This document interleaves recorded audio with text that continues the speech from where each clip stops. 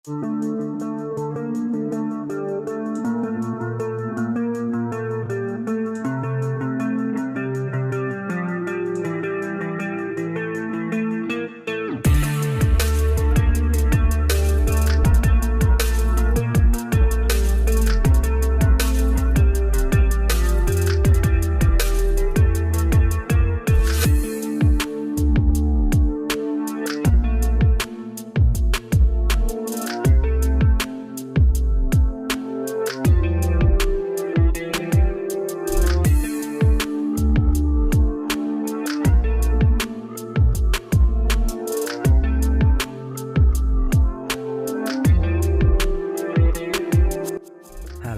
assalamualaikum warahmatullahi wabarakatuh. Jumpa lagi ya sama saya Citanisi Deso. Gimana kabar sobat semua? Baik-baik saja ya. Oke, kita lanjutkan lagi ya untuk di kasus Samsung A6 Plus. Jadi kemarin itu setelah saya coba pastiin ya, bongkar LCD, alhamdulillah ya sedikit kendala, enggak masalah lah ya. Namun timbul permasalahan baru, yaitu saat dicas itu tidak ada respon di smart USB ya. Ya, indikasinya tidak ada terjadi pengisian. Kasus ini biasa disebut dengan fake charging. Nah, ini kan kasus yang menarik ya. Saat dicas dia ada notif pengisian. Namun aslinya itu kita ketahui di smart USB tidak jalan. Tapi di display HP-nya itu jalan. Nah, ini yang disebut fake charging atau pengisian palsu ya. Oke, kita akan bahas ke bagian cas ya. Untuk kasus fake charging itu banyak faktor. Biasanya terjadi di bagian konektor cas bisa, ataupun di jalur juga bisa, ataupun ada di bagian IC-nya. Nah, ini kira-kira yang mana kita mesti akan cek ya. Ya, ini saya akan fokus di bagian konektor casnya. Kita lepaskan dulu untuk bagian penghubung ya. Tadi di bagian plug-in konektor kita lepaskan. Tahapan yang paling awal kita harus copot konektor casnya. Lalu kita akan pastiin dengan konektor cas yang baru. Mengapa kita langsung eksekusi konektor cas? Biasanya di HP Samsung ya, yang sering ditemui itu fake charging di konektor casnya. Itulah mengapa saya langsung ganti saja konektor casnya. Nah, ini untuk pencopotan bantu dengan blower ya. Lalu caranya, tambahin flux dulu, lalu kita akan solder ulang ya. Duh, kenapa kok disolder? Tujuannya supaya kita tambahin timah yang lebih lunak ya. Jadi kita tambahin dulu timah kita dengan cara solder, karena timah bawaan pabrik itu lumayan keras. Jadi tujuannya kalau kita solder tuh dia nyampur dengan timah yang lemak ya, sehingga saat kita angkat itu lebih cepat. Sebetulnya nggak perlu tambahin timah, nggak masalah, kita langsung saja blower, tapi membutuhkan waktu yang lumayan lama biasanya. Nah, untuk mengurangi pembloweran yang lama, karena bisa berefek di komponen yang lain ya, karena efek panas, kita solder aja kaki-kakinya. Lalu kita akan lanjut lagi ke pemblowerannya, atau kita akan copot. Untuk panas blower saya gunakan 350. Untuk anginnya saya gunakan 3. Namun tetap sesuaikan ya kondisi blower masing-masing, karena setiap blower itu berbeda-beda guys. Nah, ini kan cepat ya untuk ngangkatnya. Lalu setelah itu kita akan rapikan ya pin di kaki-kakinya. Cara merapikan kita bantu dengan solder yang panas. Jadi pastikan mata solder tuh panas. Lalu kita bantu lagi dengan solder wick atau good wick. Tujuannya supaya bisa nyerap timah, karena kita akan kosongkan timah di bagian lubang kakinya. Nah, tujuannya apa? Kita mengosongkan timah di lubang. supaya gampang ya. Jadi saat kita ganti dengan yang baru itu tanpa pembloweran, kita langsung saja masukkan konektor cas yang baru lalu tinggal disolder. Jadi pastiin kita rapikan kaki-kakinya. Nah ini jika nggak punya solder wick atau good wick seperti ini, bisa menggunakan lilitan bekas kabel ya yang kuningan. Lalu serabut-serabutnya itu ya kumpulin aja supaya bisa nyedot timah. Namun kuncinya harus mata solder panas ya, supaya prosesnya lebih cepat. Sebetulnya teknik ini digunakan hanya untuk pemasangan tanpa blower. Jika ingin menggunakan blower ya nggak perlu, langsung saja pasang lalu tembak blower. Namun biasanya seperti itu tuh ya ada resikonya ya, karena bagian plastik tengah itu bisa sedikit meleleh sih. Tapi ya kalau pembloweran nggak terlalu lama bisa aman kok. Yang kita gunakan metode kali ini tuh tanpa blower pasangnya. Jadi kita mesti bersihkan timah-timahnya. Lalu untuk di konektor cas yang baru itu tambahin di kaki-kakinya ya, tambahin timah. Tujuannya itu gampang lengket saat kita itu solder ulang. Nah seperti ini, pastiin semua kakinya itu terlapisi timah ya. Karena kan kalau konektor cas yang baru itu masih berupa kuningan. Kita tambahin fluk lalu kita solder supaya timah lengket di kuningan itu. Oke, jadi semua kaki ya kita lapisi dengan timah.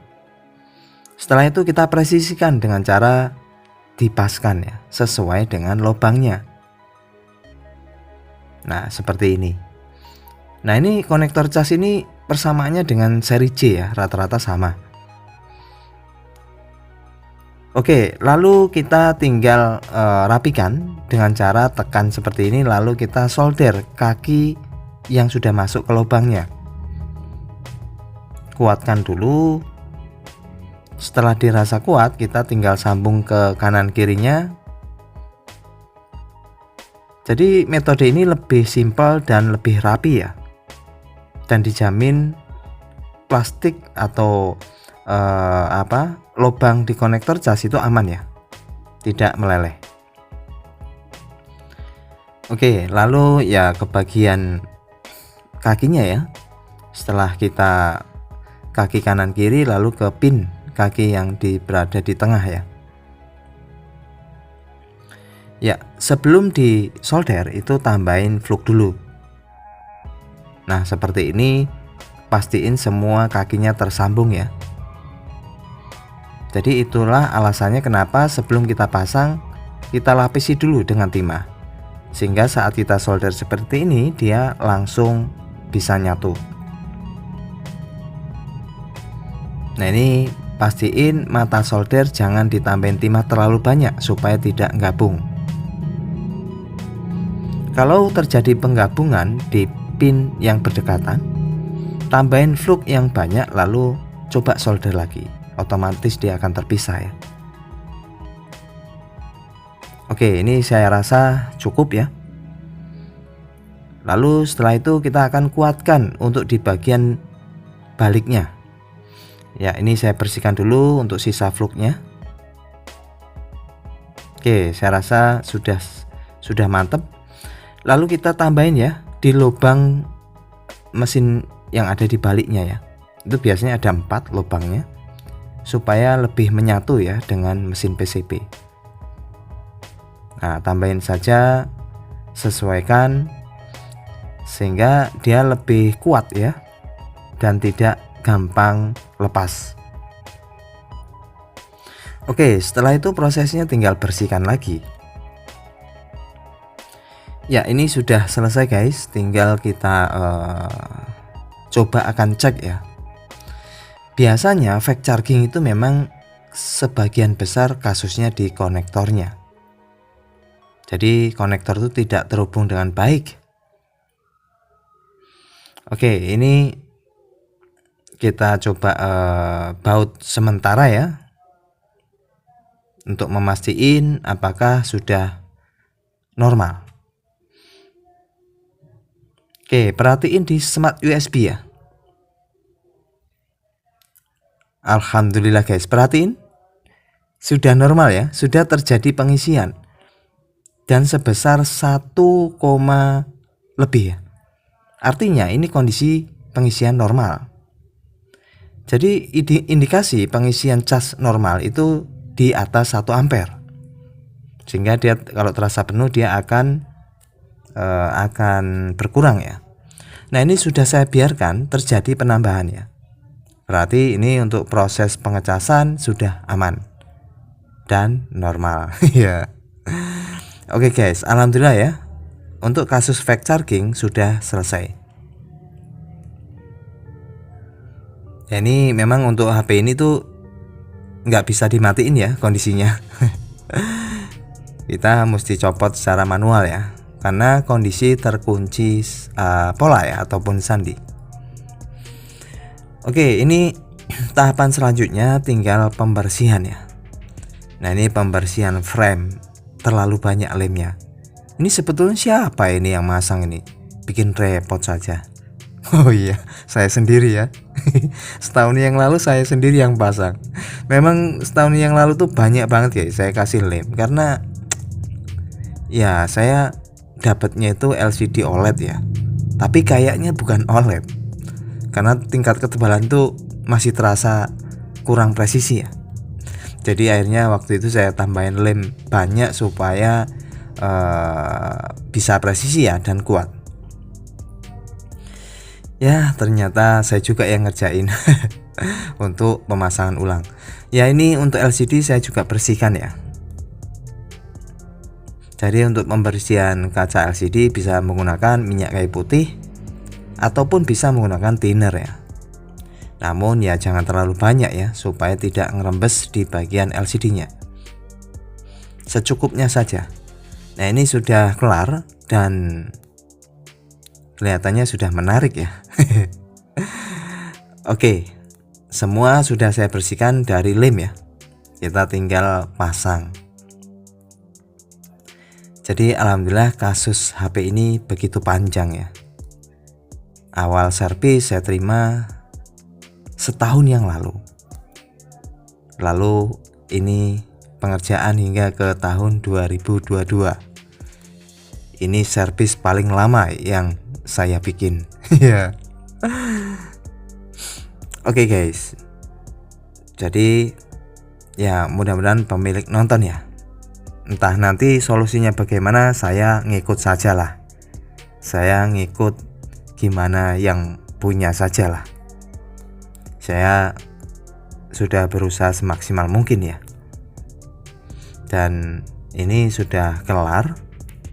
Kita tinggal pasang, dan untuk pemasangan LCD saya tambahin tidak begitu banyak ya lemnya. Dan kesalahan saya setahun yang lalu, karena merasa ini LCD nggak presisi, jadi saya tambahin double tip untuk di bawah LCD. Untuk kali ini saya tidak akan pasang ya. Saya coba dengan hati-hati, dan saya kasih lem secukupnya. Lalu saya kuatkan dengan solasi ya, seperti ini. Dengan lakban juga bisa ya. Jadi untuk meminimalisir tingkat resiko. Oke guys, seperti ini ya. Ya, ini mudah-mudahan menjadi a warning ya buat kita semua, baik user atau customer. Kalau user, bagaimanapun bentuknya, rasa tanggung jawab kita ya apapun kita lakukan ya. Untuk customer, sesuai dengan prosedur ya. Ya, kalaupun di nota 1 bulan tidak diambil kan resiko ya. Jadi sebetulnya sudah ada konsekuensinya. Namun ya apapun kita bisa ambil hikmahnya lah, apa keputusannya. Ya, ini saya sudah bersihkan ya semuanya. Ini saya belum sempat ya dapat info dari pemilik. Namun awalnya memang pemilik hanya membawa kotaknya ya, tanpa notanya hilang, bilang beliau. Tapi dengan bukti kotak itu saya ya berani menunjukkan bahwa itu memang pemiliknya. Oke, ini saya nyalakan. Dan ya seperti yang sobat semua ketahui ya, proses pembukaan LCD terjadi insiden. Itu meninggalkan sedikit bercak ya. Ya itu bagaimana solusinya ya nanti bisa dibicarakan. Artinya sih nggak terlalu parah sih ya, kondisinya seperti ini masih layak lah untuk dipakai. Ya pertimbangan gimana ya, doakan saja baik-baik saja ya. Jadi ini sudah kelar dan pengisian juga sudah normal. Intinya apapun yang kita lalui, semoga ada hikmah ya di balik semua itu. Nah ini saya tinggal masukkan saja ke kotaknya ya. Jadi beliau itu ngambil dengan bukti kotak ya, tanpa bukti nota. Seharusnya nota ya yang saya butuhkan, tapi karena nggak ada, ini saya akan masukkan lagi dan siap untuk diberikan sama pemilik.